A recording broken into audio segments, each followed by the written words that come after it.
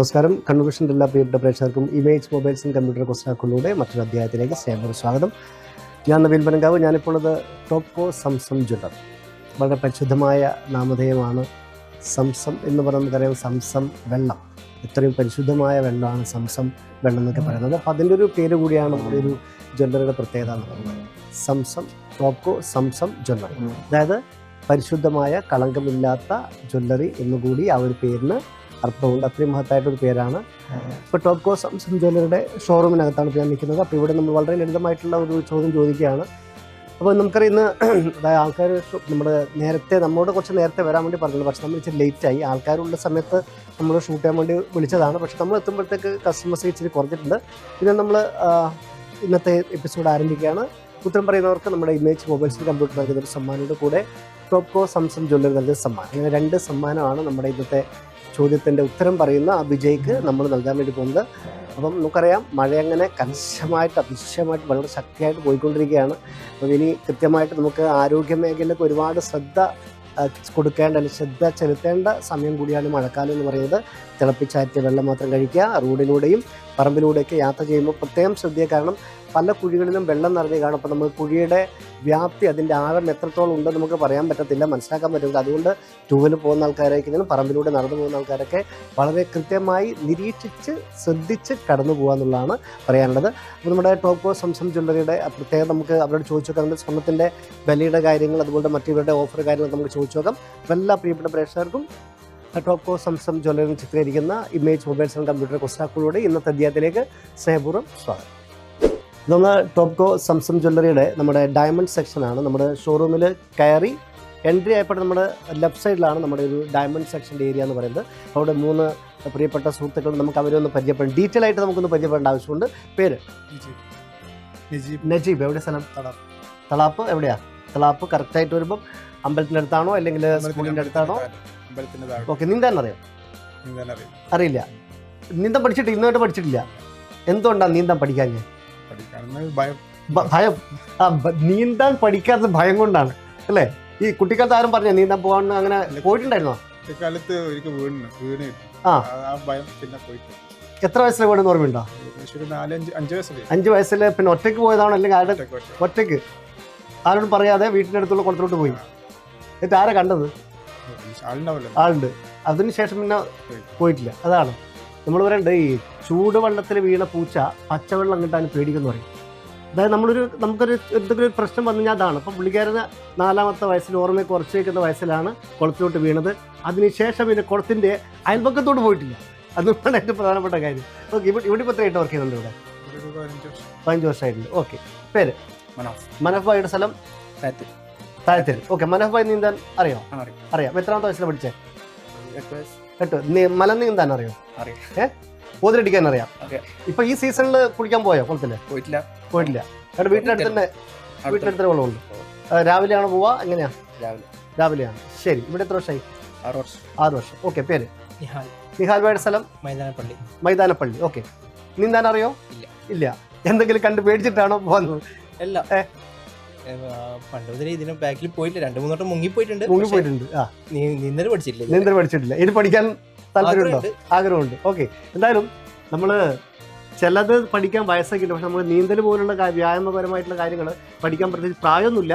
പക്ഷേ നമുക്ക് ഏറ്റവും എളുപ്പം, അനായാസം എന്ന് പറയുന്നത്, നമുക്ക് ആയോധന കലയായി കഴിഞ്ഞാൽ നീന്തമൊക്കെ നമുക്ക് പഠിക്കുന്ന ഏറ്റവും ചെറിയ പ്രായത്തിലാകുമ്പോൾ കുറച്ചുകൂടി ഈസിയാണ് എന്നുള്ളതാണ് ഏറ്റവും പ്രധാനപ്പെട്ട കാര്യം. എന്തായാലും ശ്രമിക്കുക എന്നുള്ളതാണ് അല്ലേ?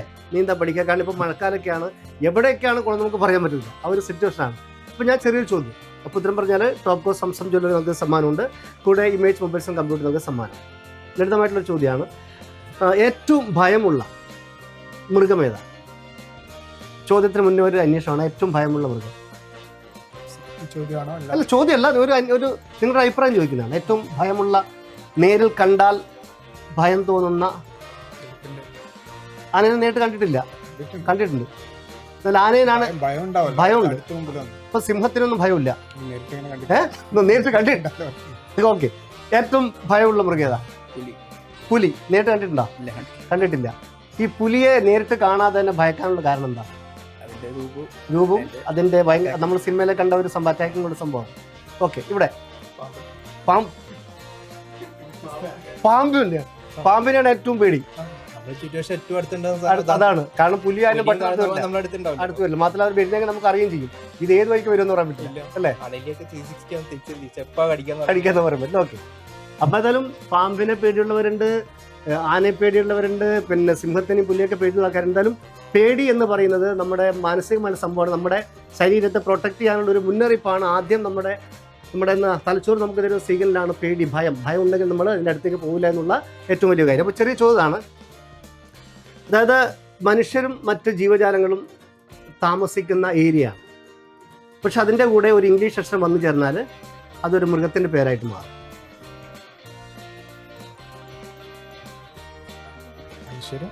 മനുഷ്യരും ചില ജീവജാലങ്ങളൊക്കെ താമസിക്കുന്ന ഏരിയ ആണ്. അതിൻ്റെ കൂടെ ഒരു ഇംഗ്ലീഷ് അക്ഷരം വന്നു ചേർന്നാൽ അതൊരു മൃഗത്തിൻ്റെ പേരായിട്ട് മാറും. രക്ഷയില്ല. ആലോചിച്ചുകൊണ്ടിരിക്കുന്നു ഇവിടെ. രക്ഷയില്ല. അപ്പോൾ നമ്മുടെ ആദ്യത്തെ മൂവർ ടീമിനെ കിട്ടിയത്. നമ്മൾ അടുത്ത ടീമിനടുത്ത് പോവാണ്. ചോദ്യം കേട്ടിട്ട് ഇങ്ങനെ ആലോചനയൊക്കെ നടക്കുന്നുണ്ട്, നോക്കാം. ഓക്കെ. അപ്പോൾ നമ്മൾ ചില സമയത്ത് പ്രതീക്ഷിക്കാത്ത ചില കാര്യങ്ങൾ നമുക്ക് വന്നു ചെയ്യും. അത് നെഗറ്റീവ് ഉണ്ടാവും, പോസിറ്റീവ് ഉണ്ടാവും. എന്ന് പറഞ്ഞാൽ നമ്മുടെ ടോപ്കോ സംസം ജ്വല്ലറി നമ്മുടെ കൊസ്റ്റാക്കോയുടെ എപ്പിസോഡ് ചിത്രീകരിക്കാൻ വന്നപ്പോൾ പെട്ടെന്ന് കിട്ടിയ ഒരു പോസിറ്റീവ് എനർജിയാണ് എൻ്റെ മുന്നിൽ നിൽക്കുന്ന പ്രിയ സുഹൃത്ത്. നമസ്കാരം. നമസ്കാരം. പേരെങ്ങനെയായിരുന്നു? അപ്പോൾ ആ പേര് മാറ്റിയിരുന്നില്ല? പേര് മാറ്റേണ്ട ആവശ്യം. ശരിക്കും സ്വന്തം ജനിച്ച് വളർന്ന സ്ഥലം എവിടെ? കുട്ടിക്കാലം മുതലേ? ഏഴുമല ഇട്ടിക്കുളം. ഇട്ടിക്കുളം. ഏഴുമല ഇട്ടിക്കുളം എന്നൊരു സ്ഥലത്താണ് ഇപ്പം താമസിക്കുന്നതും? തളിപ്പറമ്പ്. അപ്പം പേര് മാറ്റിയിട്ടില്ല? പേര് മാറ്റേണ്ട ആവശ്യമില്ല. അല്ല, എന്നാലേ നമ്മൾ ചില ആൾക്കാർ പിന്നെ ആദ്യമുള്ള പേരായിരിക്കില്ല, പിന്നെ നമ്മൾ സ്ഥിരം താമസാക്കും മാറ്റുന്ന പരിപാടിയൊക്കെയാണ്. മാറ്റേണ്ട ആവശ്യമില്ല. ഞാൻ ഇത്രയും വർഷമായിട്ട് താമസിക്കുമ്പോൾ എനിക്കൊരു ഐഡന്റിറ്റി ഉണ്ട്. ഈ തളിപ്പറമ്പിലേക്ക് മാറ്റം എത്ര വർഷമായി? അത് ഞാൻ വൈഫിന്റെ വീട്. പിന്നെ അവിടെ ഞാൻ വീട് എടുത്തു. എത്ര വർഷമായി കാണും? 10-25 വർഷം. 25 വർഷമായി. എങ്ങനെയുണ്ട് നമ്മുടെ ജോലി, കലാമേഖല എങ്ങനെയുണ്ട്? ജോലിയൊക്കെ നന്നായിട്ട് പോകുന്നുണ്ട്. പിന്നെ മറ്റുള്ള കാര്യങ്ങളിലൊന്നും കലാപരമായിട്ടുള്ള എല്ലാ കാര്യങ്ങളും ഇൻവോൾവ് ആണ്. അത് നമുക്ക് മറക്കാൻ പറ്റില്ല. രക്തത്തിലുള്ളതാണ്. തീർച്ചയായും. കാരണം കല എന്ന് പറയുന്നത് ഒരു വല്ലാത്തൊരു സംഭവമാണ്. അതാണ് രക്തത്തിൽ പിടിച്ചു കഴിഞ്ഞാൽ വലിയ വിഷമാണ്. അത് പോവില്ല. അട്ടയെക്കാട്ടി ഭയങ്കര അല്ലേ? ഓക്കെ. ഇപ്പം മെയിൻ ആയിട്ട് എന്തൊക്കെയാണ് മെയിൻ പരിപാടി? എന്തൊക്കെയാണ് മെയിൻ? ഒരു പുതിയ ഒരു ഡോക്യുമെന്റ് ചെയ്യുന്നുണ്ട്.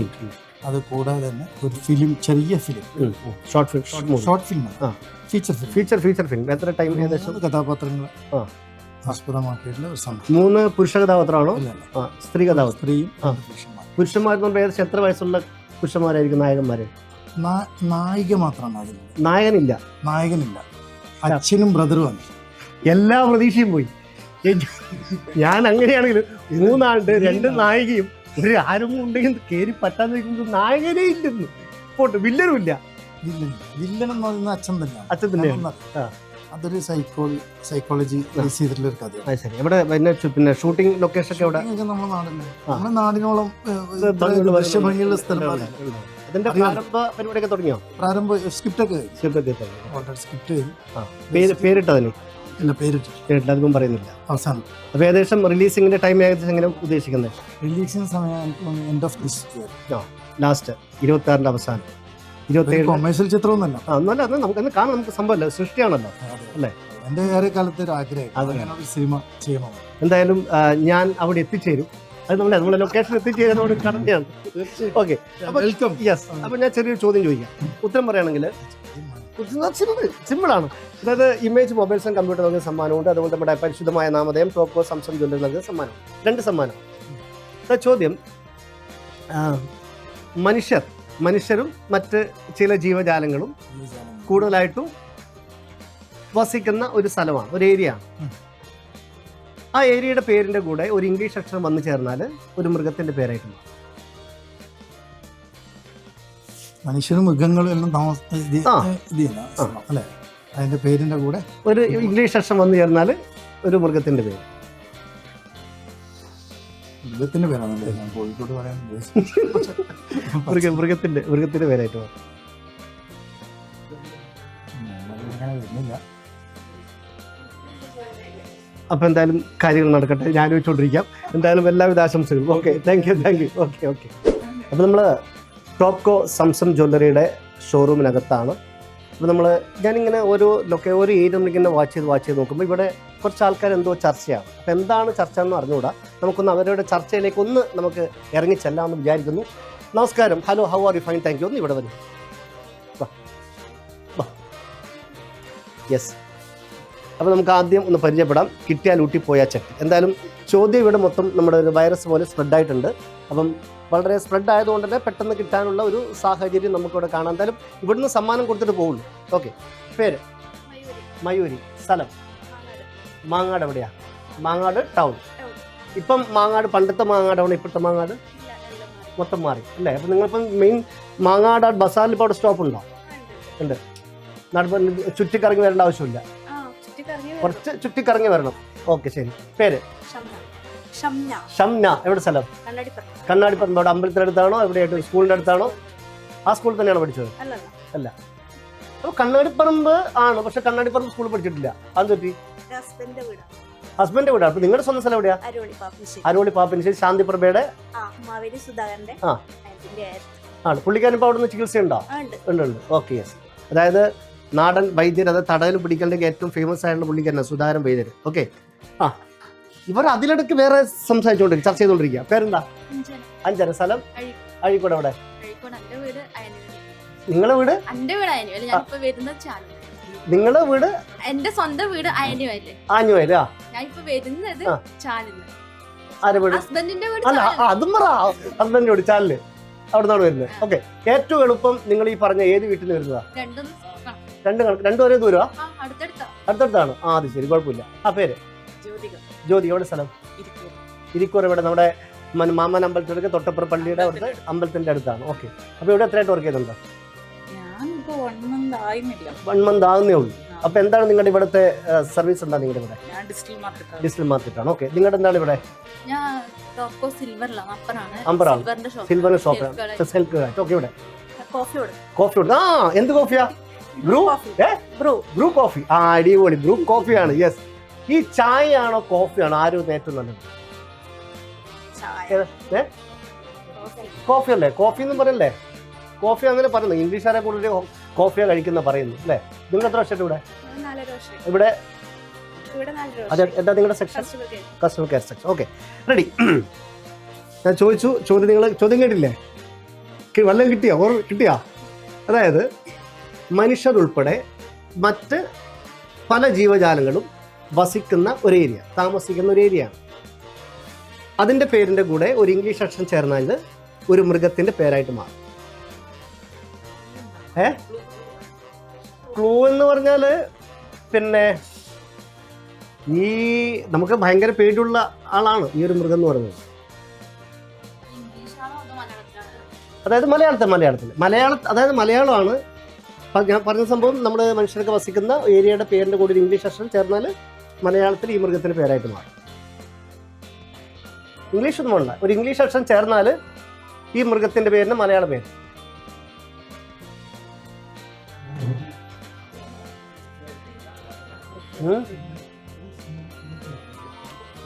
ക്ലൂ കൊടുക്കുക എന്ന് പറഞ്ഞാൽ എന്തായാലും നമ്മുടെ ആദ്യമായിട്ടൊരു ക്ലൂ നമ്മുടെ സൗകര്യമായി ചോദിച്ചതിക്ക് എങ്ങനെ ക്ലൂ കൊടുക്കാനായോ? ഓക്കെ, ക്ലൂ കൊടുക്കാം. അതായത് നമ്മൾ ചില ആൾക്കാർ ഈ വേഷമൊക്കെ ധരിച്ച് വളരെ മോശമായിട്ടുള്ള രീതിയിൽ ഉള്ള ഹെയർ സ്റ്റൈലും ഡ്രസ്സൊക്കെ ആയിക്കഴിഞ്ഞാൽ പണ്ട് കാലങ്ങളിൽ അങ്ങനെ ഈ ഒരു മൃഗത്തിൻ്റെ പേര് പറഞ്ഞ് കളിയാക്കാറുണ്ട്. ഇപ്പോഴത്തെ ജനറേഷൻ അങ്ങനെ ഇല്ല.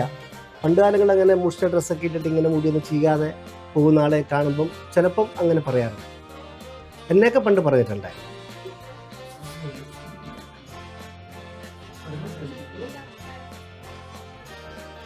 മുടിയൊന്ന് വൃത്തിയായിട്ട് ചീകി ഒതുക്കാതെ ഇങ്ങനെ പോകുമ്പോൾ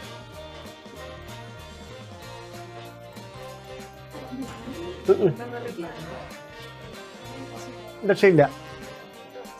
ഞാൻ ഈ ഒരു വലിയ ക്ലൂ കൊടുത്തു, പക്ഷേ കിട്ടിയില്ല. അപ്പോൾ നമ്മളിനി അടുത്ത ഒരു ടീമിൻ്റെ കൂടി നമുക്ക് നോക്കാം. ഓക്കെ. അപ്പോൾ നമ്മുടെ നേരെ സൗകര്യമാർക്ക് ഞാൻ ചെറിയൊരു ക്ലൂ കൊടുത്തിട്ടുണ്ടായിരുന്നു. അതായത് നമ്മളധികം വൃത്തിയൊന്നും ഇല്ലാതെ വൃത്തികേടായിട്ട് മുടിയൊക്കെ ഇങ്ങനെ എന്താ പറയുക, ഒരു കൃത്യമായ ചിട്ടയില്ലാതെ മുടിയൊക്കെ വളർത്തി ഇങ്ങനെ നടക്കുമ്പോൾ നമ്മൾ പണ്ട് കാലങ്ങളിൽ ചില ആൾക്കാരിങ്ങനെ കളിയാക്കി പറയാറുണ്ട് എന്ന് ഞാൻ പറഞ്ഞിട്ടുണ്ടായിരുന്നു. ഓക്കെ, നമുക്ക് രണ്ട് ആൾക്കാർ. പേര്? അലിഫുദ്ദീൻ. അലഫുദ്ദീൻ. സ്വന്തം സ്ഥലം ചാലാട്. ചാലാട് എവിടെയാ? Chalad Jayant road. Jayant road. Okay. പേര്? മുഷ്താഖ്. മുഷ്താഖ്. സ്വന്തം സ്ഥലം? കണ്ണൂർ സിറ്റി കൊടപ്പുറം. കൊടപ്പറമ്പ്. ഓക്കെ. ഈ കൊടപ്പറമ്പ് എന്ന് പേര് വരാൻ കാരണം കൊടയായിട്ട് വല്ല ബന്ധമുണ്ടോ ആ സ്ഥലത്തിന്? അറിയില്ല. ഓക്കെ. പെട്ടെന്ന് നമ്മുടെ ചില സ്ഥലത്തിന്റെ പേരൊക്കെ എന്തൊക്കെ ഉണ്ടാവും. ഓക്കെ. ആ എന്താ ഒരാളെ എന്താ ക്വസ്റ്റ്യൻ കേട്ടിട്ടേ ഇല്ല. ഓക്കെ. അപ്പൊ ഞാൻ ചോദ്യം കേട്ടല്ലോ. അതായത് മനുഷ്യരും മറ്റ് ജീവജാലങ്ങളും വസിക്കുന്ന, കൂടുതലായിട്ടും മറ്റ് ജീവജാലങ്ങൾ വസിക്കുന്ന ഒരു ഏരിയ ആണ്.